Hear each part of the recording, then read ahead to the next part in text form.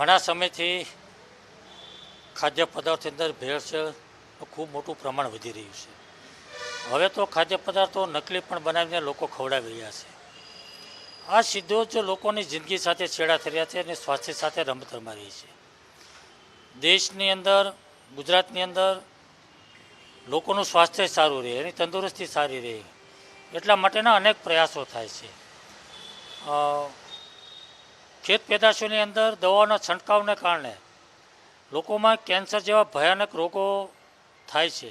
એના માટે સરકાર જાગૃતતા લાવીને ખેતી, પ્રાકૃતિક ખેતી થાય એના માટેના ખૂબ પ્રયાસો કરે છે. અનેક સંસ્થાઓ કામ કરી રહી છે.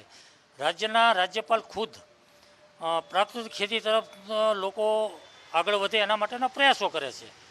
દેશના વડાપ્રધાન નરેન્દ્રભાઈ મોદી પણ મિલેટ ફૂડનો પ્રયાસ આખી દુનિયાની અંદર કરી રહ્યા છે, કારણ કે લોકોનું સ્વાસ્થ્ય સારું રહે. ત્યારે એક બાજુ એના પ્રયાસો થાય છે, બીજી બાજુ ખાદ્ય પદાર્થમાં ભેળસેળ થાય, નકલી બને અને માનવ જીવન સાથે છેડા થાય અને સ્વાસ્થ્ય સાથે રમત રમાઈ રહી છે. અને એટલા માટે એને માટે કડક કાર્યવાહી થવી જોઈએ. કડક કાર્યવાહી કરી અને કડક કાયદો બને.